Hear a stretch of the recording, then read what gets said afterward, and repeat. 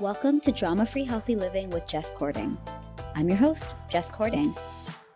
I'm a registered dietitian, health coach, and author, and I'm here to help you streamline your wellness routine and establish a sane, more balanced relationship with food and fitness so you can reach your goals without losing your mind.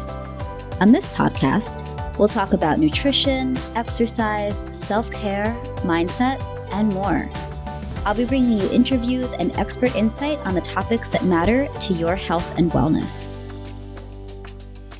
Hi, and welcome back to the Drama-Free Healthy Living podcast. I'm your host, Jess Cording. And today we're doing another episode on brain health. I love talking with founders of companies who do things with supporting mental health and functioning. It's something that I always like to ask them about their experiences. And today, it is such a treat to share this episode with you. I am talking with Chris Wang, who is the creator of Shimmer, which is an AI-assisted ADHD live coaching platform that meets people where they are in life, helps them cope, stay accountable, and actually see results. So we talk all about Crystal's experience. So she was 29 when she was diagnosed with ADHD. And she shares in this episode, it's kind of like a light went off for her with this diagnosis. And it really helped her really feel like herself more and to really, improve her work and personal life functioning and just to hear how she has turned her experience and used it to create something to help thousands of other people. It's just really incredible. So we talk a lot about, how to navigate something like ADHD. So of course we get into the symptoms and how you can find out if you have it. We talk about Shimmer and what it was like creating this program. And we talk about some ADHD self-care essentials. So regardless of whether you personally have ADHD or there's someone in your life who does, or it's just something you're interested in learning more about, I know that you'll get a lot out of today's episode. So without further ado, let's get to it. Chris, welcome to the podcast. Thank you for having me. I'm stoked. Yeah, I'm so glad that we could connect. I talk a lot about nutrition for cognitive function and lifestyle, how that plays into all of this. And, ADHD is something that I think is so much more common than people realize. But I feel like there's just not enough to create support services out there. So I was really excited to talk to you today. Yeah, no, I definitely agree. The official number is about 5% of adults have ADHD, but we all know that's higher, especially for women, since less women are diagnosed. Yeah, so I would love to hear about your own experience of finding out that you had ADHD and just what was that like for you? This question's always hard for me to answer because I have two parts of my discovery. I think there was this long, drawn out kind of suspicion and doubt cycle. I think that happens a lot for a woman or even for folks who are, it's called twice exceptional, but who are both gifted and have a disability. But it's because you're good at a lot of things. So you have an imposter syndrome that you don't want to take on this label, but then you have all the ADHD symptoms as well. So I think that was for years and years until what I call the second phase, which is my actual diagnosis. So that happened in 2022. And it wasn't as much of a surprise, the words, because by then I've been targeted by all the TikTok algorithms and all the Instagram algorithms. But I didn't expect that once I got the diagnosis, it was more like an unlifting or like an unveiling of who I actually was inside. I think there was lifting of a lot of I should do this or the shame or the identities of being a rebel kid that I had only got because of my ADHD. And so being able to kind of unwrap all of those identities and uncovering who I am and allowing the more colorful version of myself that has the strengths of ADHD to have permission to be able to shine. So I think that actual diagnosis part was amazing. And also having the language and having the support and having the permission to get the support. But it followed a long period of that kind of shame and doubt cycle. Yeah. And I think for people who aren't sensitive to that, having someone in their life with ADHD, I know there are people that are close to me with ADHD, and I have not officially sought a diagnosis because I probably already know what it is. But I just it's just this question of well, how does it affect your day-to-day life if you find out you have it? And for you, I know you mentioned it sort of unveiling who you really were. Did it affect sort of how you showed up at work or, what you asked for in relationships? What was that like for you? Yeah, I think for me, it was extremely positive for myself because I think that a lot of things, there's this concept of masking, which is essentially when you try to act more like what you perceive normal should be like. And that generally happens before you get your diagnosis and oftentimes after the diagnosis as well. But for me, I rapidly started unmasking, and friends who hadn't seen me for, let's say, a year during that period and they saw me afterwards, they're like, it's interesting because you're almost more ADHD now.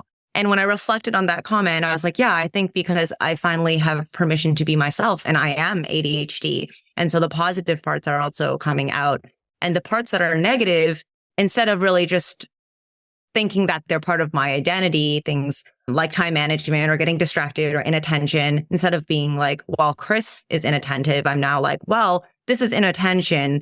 Here are my options now working with my coach that I'm able to now access to be able to bridge this specific symptom. So it's empowering. It's also a lot of work. And I would say the part that I didn't expect was that I became kind of more ADHD and more that colorful person that I think I had stopped being after I was really young.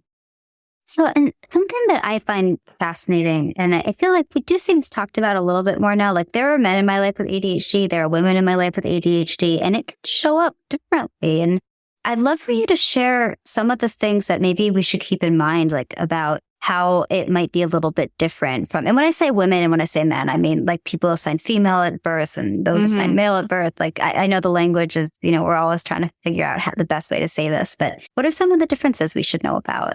Yeah, definitely. I think first taking a step back, there's actually currently 3 presentations of ADHD. So there's hyperactive, which is traditionally attributed to young boys and bouncing off of walls, kind of being really talkative in class. I am actually hyperactive, so it's not always boys. So that's the first type. The second type is inattentive, and that's generally the daydreamer, the person who gets distracted, who gets lost in their own thoughts, generally very creative as well. And then there's the third type, which is what I am, and that's the combined type. It's when you have enough symptoms of both of the first and the second. And this is really important because most women, or way more than men, skew towards inattentive. And the reason why this is important is because when you have all of those symptoms inside your head and you're not bothering other folks, let's say you're a young girl sitting in class who's daydreaming, that teacher is not going to catch that you have ADHD because you're not bothering anyone. And so when you underperform in a certain area, it's not going to come off as, oh, this person has ADHD and I need to make an accommodation. It's going to come off as, well, she's really smart, she has great writing, and she's not doing this, she didn't hand in her homework, so she must be lazy or she must not care. And so that kind of cycle that's happening with women or females or girls who have ADHD that is what's causing the late diagnosis. And when you have a late diagnosis, that's when things are being compounded. Because you didn't have the ADHD diagnosis, the probability that you're also going to have anxiety or depression or eating disorders or anything that's related to kind of self-esteem is going to be a lot higher. And so that's why it's very complicated. So when you ask women, which is later on in life, it is a lot more than just ADHD, and it stems from almost a very simple divergence when we're kids. Yeah, thank you for sharing that. And, I know you touched on some really relevant points here, but generally speaking, like for someone who might not be at all familiar with what are some of the ways that, some of the common symptoms, especially like ones that might show up in like work life, and you mentioned performance, like what are some things that tend to show up for people? Yeah, definitely. So it will be similar for men and women. It really just depends on which way you skew. But some of the common ones are definitely frequently losing things. The meme that we all see is that, oh, I lost my keys again. But it can get deeper than that. It could be paperwork. It could be your phone. And over time, you also start to kind of feel shame. Like when I ask someone, oh, where's my phone again? I still every single time feel like, oh my gosh, I'm asking this again. Like, why am I doing this? Running late is a big one. Time management is something that is really difficult for folks with ADHD, and time blindness specifically means that for me, if I don't set a lot of alarms throughout the day, I actually can't tell by intuition how long 15 minutes and how long 30 minutes is, the way that neurotypical folks can. Another thing is around the emotional regulation side. I think this part is talked about less. So everyone kind of hears about the hyperactivity or the forgetting things, but emotional regulation is actually also a symptom of ADHD, and specifically emotional dysregulation. So when something happens, especially I think one most prominent form is called rejection sensitivity dysphoria. It's when you perceive someone is rejecting you, and it could be real or perceived, and you feel that a lot deeper than a neurotypical person would. And so that can obviously play a big role in work and at home, and can end up spiraling to other things as well. Those are a couple kind of, I guess, most common ones, but there's a whole host, especially I think I've been thinking recently a lot in the workplace around prioritization, around getting things done. And really it all, like, if you were to lump the whole thing up, a good concept to look into is essentially executive functioning. Executive functioning is essentially your CEO of your brain that is able to help you coordinate, prioritize, get things done. And all of those things will be impactful for folks who have ADHD or neurodivergent. Okay, so for somebody who's listening to this list and they're like, oh, check. Like, what are some, like, where would be, some examples of ways that they could, officially find out if they have ADHD? Yeah. So the official way is to go to your psychiatrist or through your insurance. And I'm based in the US, so I'm speaking more around the US. I think depending on your country, you'll need to look a little bit into it. Unfortunately, a lot of the times the hardest part of this is when your primary care provider is not educated on what ADHD symptoms look like or what ADHD symptoms look like in women. And so I hear this a lot with our community, is that they need to convince whoever the first line of defense is that they have ADHD. And so because of that, if that applies to you, I generally recommend doing a whole ton of research on your own, doing self-tests. And that doesn't diagnose you, but it helps you have the right language to understand and to potentially print it out, because it can be nerve-wracking to go to your provider and have to advocate for yourself. So printing all of that out and writing down examples, bringing down report cards, and potentially even references from others if you need to take that to go advocate for yourself. And if that doesn't work, which it often doesn't, unfortunately for women, you may want to look into other providers who are fluent in neurodivergence and can be able to at least have a more informed conversation with you about if this may be something that's affecting you. Yeah, thank you for sharing that. And, it is just like, this could be like a secondary theme on this podcast. It's just all the different ways that women need to advocate for themselves. Yes. That's like in so many aspects of health. It is like things that and I know that there are tons and tons of exceptions, but there are so many things where if a woman goes to a provider with this issue, they're like, oh, you don't have that. Or no, that's, I don't, it's like, wait a minute. Like, is the patient like voicing a complaint rather than the provider wanting to explore that with them and help them, seek the support and the resources that they need. They're like, oh, I don't think you have that. It's just like, it blows my mind. Yeah, we hear so many stories. Anxiety is the one that most commonly gets cited as the reason when the doctor says, or whoever the provider says, oh no, I think it's actually anxiety, what you're experiencing, especially when the symptoms are more around inattention rather than hyperactivity, which is how kind of women skew. So yeah, it's really unfortunate, and we hear it pretty much every day. And that's why there's all these, this is plan A, then this is plan B, then this is plan C. You got to print all these things out, versus a lot of the men who I know and in my experience with ADHD have gotten that diagnosis when they were younger. Yeah, absolutely. No, I can relate. Like the people that I know who have the diagnosis, like the men were diagnosed very young, women not till their 20s and 30s. It's really interesting. Yeah. And also many women who come to us through our wider community as well, they actually got diagnosed when usually their son, or could be daughter, but most of the time when their son gets diagnosed, and they start looking into it, they see the symptoms, and it's highly hereditary as well. So you start looking at the check boxes and you're checking your son's stuff off and you're like, wait a second, maybe me as well. Yeah, absolutely. And so for somebody who has ADHD or suspects they have it, and they really want to take some steps to refocus and just feel like they have a little more control over their attention, we'll say, or over their ADHD symptoms, like do you have any recommendations for first steps that they might take? Yeah, so it's going to be very different per person, depending on really your starting point. And Actually, this is why obviously I'm biased, but I love coaching so much because it's not prescriptive and it's very empowering and personalized. But some general things that work for everyone, you're probably very steeped in this first point, but definitely it's behavioral medicine is making sure you get your food, you get your sleep, your brain needs all the fuel it needs to begin working on anything, especially if you have ADHD. So that's something we always start with, especially when folks are coming in and starting with coaching and they're a little bit dysregulated to begin with. And then the second one is a little bit more holistic. And it's also what we start our coaching journeys working on is actually stopping and taking stock of what you want your life to actually be like. Because it can be very easy when you first get diagnosed to say, oh no, like I'm bad at time management. Like I need to fix time management. And you start pounding really hard on like the negative symptom that you don't even know why you're solving, which one, if you solve it, may not get you to a better life. And then two, you'll also feel really bad if you aren't able to solve it. So we always try to help folks look into the future to envision what it is that they actually want to look where they want to go, and then trying to figure out where those gaps are. And you can do this process on your own as well.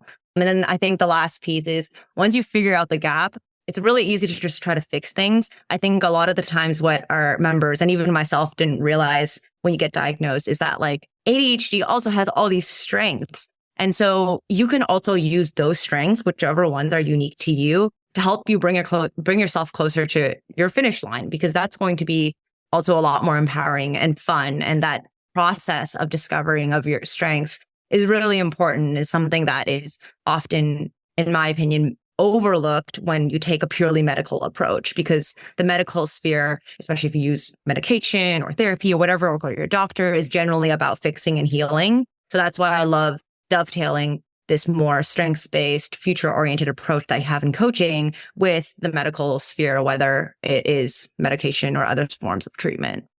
Yeah, amazing.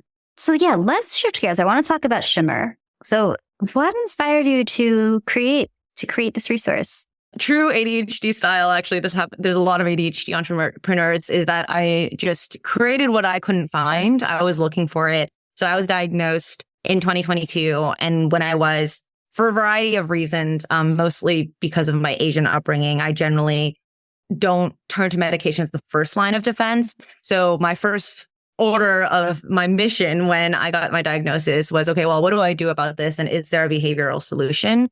And so when I stumbled upon coaching, it seemed too good to be true. I started looking into the science, I started looking into the results, and I immediately started doing consultations. And from there, it just went downhill. It was extremely expensive. I think I did over 15 consultations. Wow. I was in major decision paralysis, which is on the coaches, which is one of the main ADHD symptoms. And the whole process was very opaque. And when I finally arrived for a few of them on the other side of the finish line, I was greeted with $300, $400 per hour. And so I abandoned ship and I started interviewing coaches and interviewing now our members to try to figure out if this was something that other people were facing as well, and got a very strong resonating yes, and people sending me long essays on what they would want to see in a coaching solution. And so that's really how it originally got kicked off. And it was just a small group of experts and coaches and myself and a few members where we really just designed the first version of Shimmer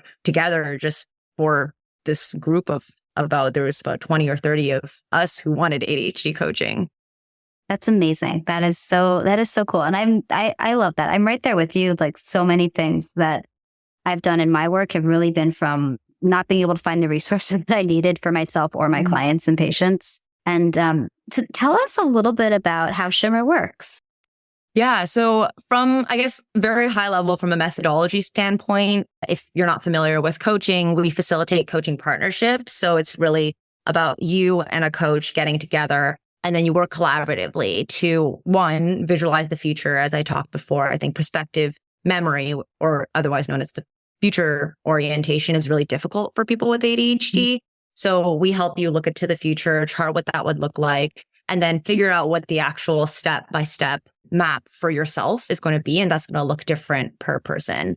And then in terms of how it actually works, so we are a cross-platform mobile and web app. And so you can however you like to be able to go through coaching. You essentially come on, there's a series of onboarding. And then after that, you're going to meet every single week with your coach. And everyone's journey looks different, but on a broad scale, it's going to be setting the future, running little experiments each week. So maybe this week you're working on your productivity at work and you're going to be testing out a few new strategies around calendaring or your to-do list. And then maybe you do that for a few weeks and you're happy with where you are in that area of your life. And then you move on to maybe with communication with your partner. You start identifying some challenges and then your coach will work together with you to figure out, maybe it is a different schedule you guys need to work together. Maybe it's certain communication skills that you need to practice or templates that you can practice. So it really just depends on the specific person and journey and goals that you have.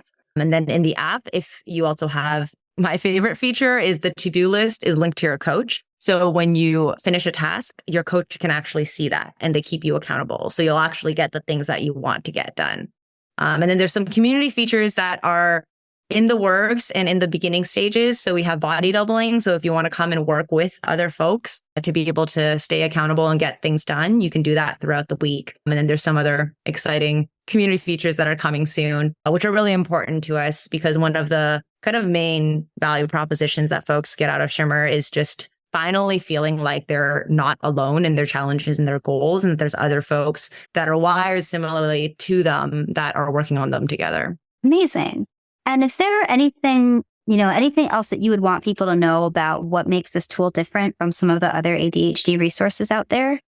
Yeah. So I like to think that what we do is very holistic. So I think a lot of the times you'll find really great apps and tools out there that help you organize things, or you'll find really great, as I mentioned, coaches who might be too expensive to access, but aren't integrated with the tools. We really like to be a hub for learning development. So we have that science-backed methodology and the expert coaches, but it's linked and integrated with all the tools that you need. So all the tools are being used in context of your coaching journey. And so that for us is really important because as a person with ADHD, it's already hard enough to keep track of all of these different systems and apps. So really having the guidance in the same world as all of your different tools and apps is definitely something that I've really appreciated and our members appreciate about Shimmer. Amazing. Cool. Well, thank you for sharing that with us.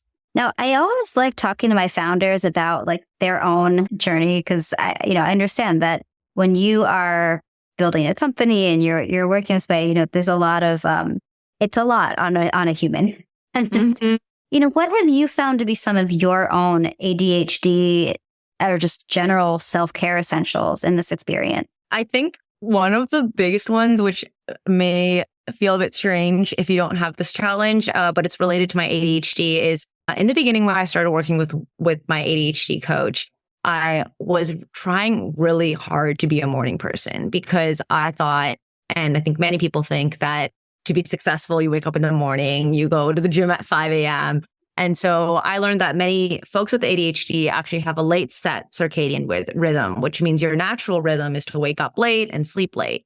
And so when I started to accept that and work with that and be able to move my meetings and also move my deep work blocks, like where I'm doing really strategic work, to the areas where I personally actually had the most energy, that was a game changer for me. And also move my physical activity, whether at the time it's going to a gym, at the times that work for me, and letting go of what I thought I should do. That was definitely one of my buckets of self-care kind of game changers. And then I think also there's been some that they're categorized as work, but they help me make space for self-care. Is definitely the two most important ones are body doubling and time blocking. And I think these are both really cool concepts. So body doubling is when you work in the presence of someone else. You don't have to be working on the same thing.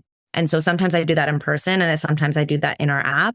And I never do nothing during those body doubling sessions. There's no way the time will pass by without me doing anything because I already told that person what I'm going to do.